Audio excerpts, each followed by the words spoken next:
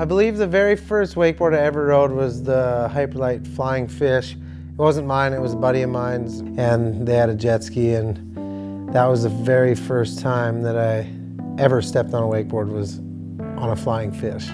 The depth of my learning on what I learn on to where I'm at now obviously isn't as deep as some other guys, but from having 3 pro models now with Hyperlite, you know, I've had a lot of changes throughout those years.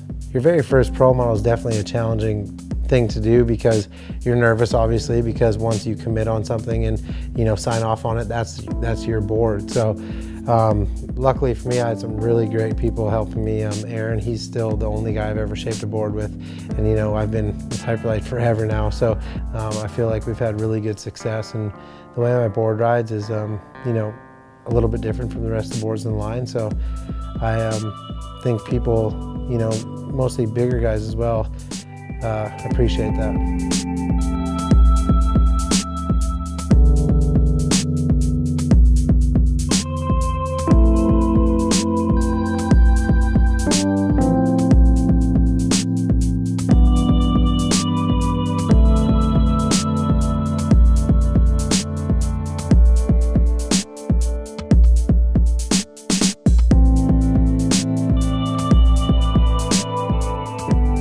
Technology since when I started riding has changed greatly. I started riding when I was 8 years old on my dad's 142, a really boxy, thin, skinny board, but huge.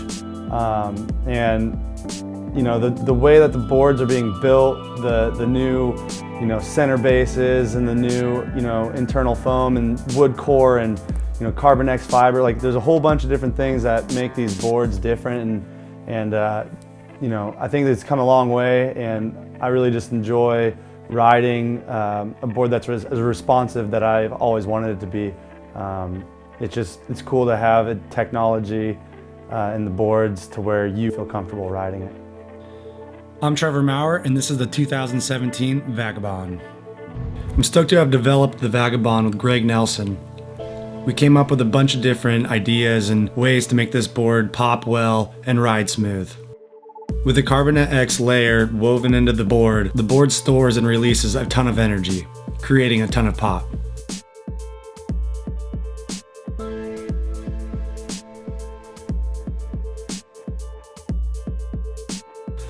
The thought process behind the Vagabond was a wide board creating more surface area for an easier ride. This allows you to pop harder, land softer, and shred harder. The Vagabond was developed for a free rider and is always going to be a free rider's board.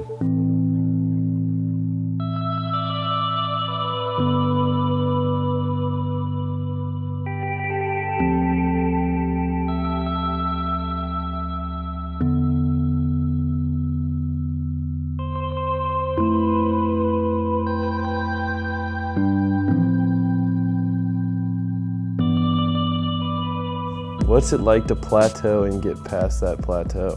Damn. For a good handful of years, you know, I was doing well in contests, making finals and whatnot, and then there were probably 4 years that really just kind of sucked. And I think I had too much pressure, so it kind of just made me crumble. And within the last 3 years, I just tried to turn my attitude around, just have more fun with it, not take it so serious, not training, actually just going out and having fun with the boys. And I think that whole mentality switch is what just changed my riding for the better. And having, you know, the motivation of my little one, having the right crew of riders to ride with on a day-to-day basis, you know, I'm having fun every time I'm out on the boat. You know, you might have those sets here and there that are frustrating, but I'm not like, oh, I want to hang it up today, because, you know, there were times in the past where, you know, I thought like that. But I'm just having a good time with the right people, and I'm definitely not done pushing myself. I'm JD Webb, and this is my 2017 board, the Relapse.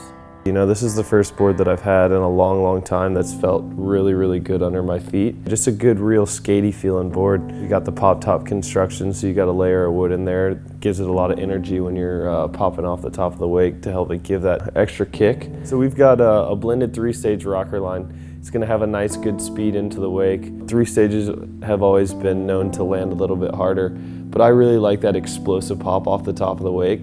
So for my board, we added 3 spines to it. It really disperses the water when you're landing your tricks. Even though, I am one of the older guys in the industry, I still feel like I'm still pushing it, and I'm still, my riding's evolving just because of how this board's allowing me to ride.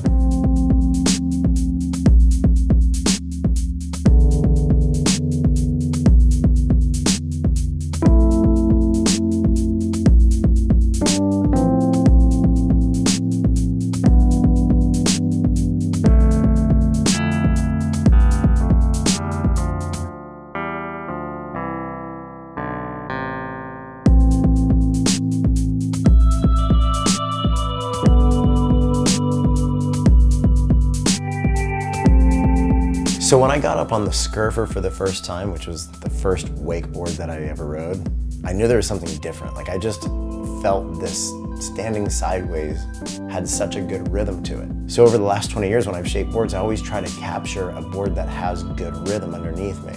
Of course I want big air sometimes, and I want smooth landings and sliding around and have some features on there.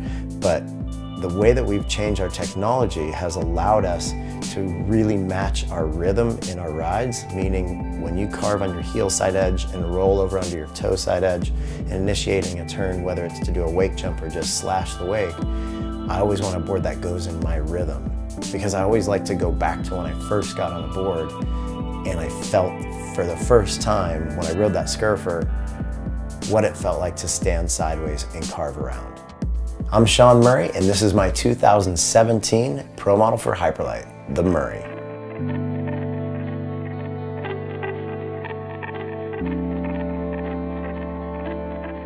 Countless hours on the water have led Sean to this shape, and the feedback has been mind-blowing. The Murray shape begins with a subtle 3-stage rocker. There is no flat spot.